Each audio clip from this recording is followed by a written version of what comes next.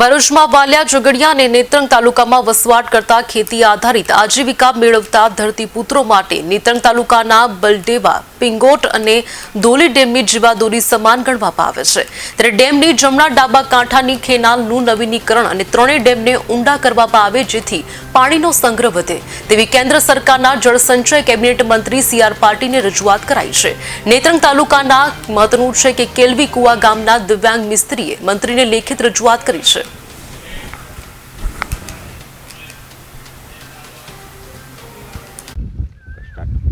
નેત્રંગ તાલુકાની સીમમાંથી પસાર થતી ટોકની નદી ઉપર 1980-85ની આસપાસ બલદેવા અને પિંગોટ ડેમ અને મધુવંતી નદી પર ધોલી ડેમનું નિર્માણ કરવામાં આવ્યું।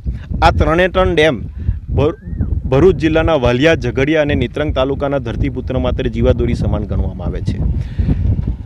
પરંતુ છેલ્લા 40-45 વર્ષથી આ ત્રણ ડેમની કેનાલ તૂટેલી, જર્જરિત અને ખંડેર હાલતમાં છે। ત્રણ ડેમની ખેડૂતોને સિંચાઈ માટે પાણી આપી શકે તે માટે 5500 હેક્ટર જમીનની કાર્યક્ષમતા છે, પરંતુ કેનાલ છેલ્લા 45 વર્ષથી તૂટેલી અને જર્જરિત હાલતમાં હોવાથી માત્ર 400 હેક્ટર જમીનને જ સિંચાઈ માટેનું પાણી મળે છે, તે પણ અનિયમિત। બીજી વાત કે છેલ્લા 40-45 વર્ષથી આ ડેમમાં જે વરસાદી પાણી આવે છે અને વરસાદી પાણીના પ્રવાહની સાથે માટી પુરાણ પણ આ ડેમમાં થયું છે। આજે ત્રણ ડેમમાં 80%થી વધારું માટી પુરાણ થઈ ગયું છે। એટલે દર વર્ષે ડેમ ઓવરફ્લો થાય એટલે સરકારના ચોપડે એવું નખાય કે બલદેવા, ધોલી અને પિંગોટ ડેમ ઓવરફ્લો થયો, પરંતુ ભૌગોલિક પરિસ્થિતિ સાવ જુદી છે। ડેમમાં માત્ર 30% જેટલું જ પાણીનો સંગ્રહ થાય છે અને એના કારણે ડેમની પાણીની સંગ્રહ કરવાની ક્ષમતામાં પણ ઘટાડો થયો છે અને ખેડૂતોને સિંચાઈ માટેનું પૂરતું પાણી પણ મળતું નથી। એવી રીતે 4 ડેમ અહીં નેત્રંગ તાલુકાની અંદર ઘણા આવેલા છે। એની અંદર અમુક ડેમની અંદર તો બિલકુલ ખાલી પડેલું છે, જે પાણી નથી। બલદેવા ડેમમાં ઘણું ખરું પાણી છે, તો એ આજુબાજુના ગામને હજી કેટલું ઉપયોગયુક્ત છે અને આ જે માટી પુરાણ છે એનાથી કેટલું પાણીની શક્યતા છે કે એ કેટલા ગામોને સિંચાઈનું પાણી ઉપલબ્ધ કરી શકે? નેત્રંગ, વાલિયા અને ઝઘડિયા તાલુકાના જોવા જઈએ તો 120થી વધુ ગામોને સિંચાઈ માટેનું પૂરતું પાણી આ ત્રણ ડેમની કેનાલનું નિર્માણ થાય અને ત્રણ ડેમ માટી પુરાણ દૂર કરવામાં આવે તો 120થી વધુ ગામોને સિંચાઈ માટેનું પૂરતું પાણી મળી રહે। એમાં 5500 હેક્ટરથી વધુ જમીનને સિંચાઈ માટેનું પૂરતું પાણી મળી શકે તેમ છે। આના માટે કોઈ તંત્ર સાથે રજૂઆત કરી છે તમે? ભારત સરકારના જળસંચય કેબિનેટ મંત્રી સી.આર. પાટીલ સાહેબને મેં લિખિત રજૂઆત કરી છે કે આ ત્રણ ડેમ ઊંડા કરવામાં આવે અને આ ત્રણ ડેમની કેનાલનું નવીનીકરણનું કામગીરી હાથ ધરવામાં આવે। મને વિશ્વાસ છે કે સી.આર. પાટીલ સાહેબ આ વિષયને ધ્યાને લઈ આ બાબતે ઘટતી કામગીરી આગળ ધરશે।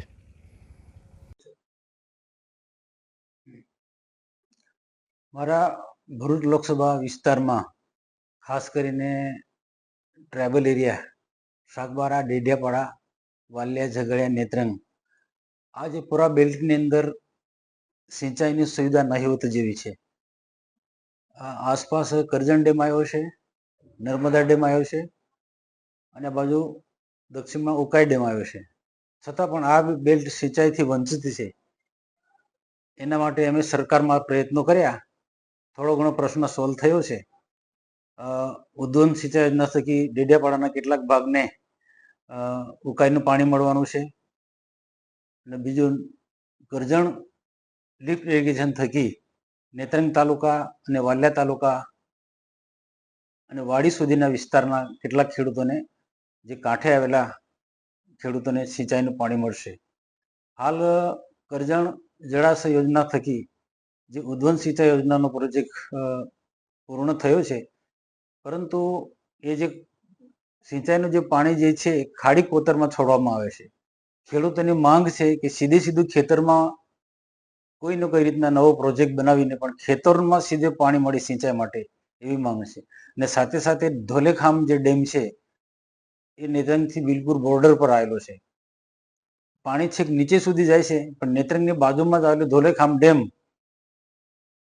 એ બિલકુલ 15થી 20 જેટલા ખેડૂતોને કવર કરે એટલો ડેમ છે, પણ તેમાં પાણી નથી। તો આ જે પાણી જે આ ડેમમાં નાખવામાં આવે તો નેત્રંગની આસપાસ અને ધોલેખામ ડેમની આસપાસ 15થી 20 જેટલા ગામો છે એમને સિંચાઈનું પણ પાણી મળી શકે છે અને પીવાના પાણીનો પ્રશ્ન તાત્કાલિક સોલ્વ થઈ જાય શકે. આના માટે મેં સરકારમાં પણ મેં રજૂઆત કરી છે. ગુજરાત સરકારના મંત્રી કુંવરજીભાઈ બાવળિયાને પણ મેં રજૂઆત કરી છે કે 3 જ કિલોમીટરનો ડિફરન્સ છે કે 3 કિલોમીટર કોઈક ને કોઈક રીતના પાઇપલાઇન કરી અને ધોલેખામ ડેમમાં પાણી નાખવામાં આવે તો ઘણો બધો મોટો પ્રશ્ન સોલ્વ થઈ શકે છે. અને જે કેટલીક જે નાના જાંબુડા જે વિસ્તાર એ જે ખાડીઓ જે છે આસપાસ બલદેવા ડેમની આસપાસની જે ખાડીઓમાં જે પાણી છોડવામાં આવે છે એમાં પણ આ સ્થિતિ છે. ખાડીમાં પાણી છોડવામાં આવે છે અને એનાથી પાણીના સ્તર ઉતાર્યા છે. પીવાના પાણીના જે બોર સુકાઈ ગયા હતા એ પણ જીવંત થયા છે. કેટલાક ખેડૂતોના બોર સુકાઈ ગયા હતા એ પણ આનાથી જીવંત થયા છે આ કરજણ ઉદ્વય સિંચાઈ યોજના થકી. પણ જે ખેડૂતોને હજુ કંઈક વ્યવસ્થિત રીતના પ્લાનિંગ કરીને ખેતરમાં સીધે સીધું પાણી જાય તો વધુ એનો ફાયદો થઈ શકે તેમ છે. અને આવનારા દિવસોમાં આજે ટોટલી જે પોકેટ એરિયા મેં ગણાયો કે વાલિયા, નેત્રંગ, ઝઘડિયા અને ડેડિયાપાડા અને સાગબારા જે એરિયા સિંચાઈથી વંચિત છે એવા એરિયાને કેમ કરીને આદિવાસી ખેડૂતોને સિંચાઈનું પાણી મળે એના માટે રાજ્ય સરકાર અને ભારત સરકારમાં મેં રજૂઆત કરી છે. અને મને વિશ્વાસ છે કે આવનારા દિવસો સુધીમાં કંઈક ને કંઈક ખેડૂતોના હિત સાથે જોડાયેલો કોઈક પ્રશ્ન જે છે ઉકેલાશે.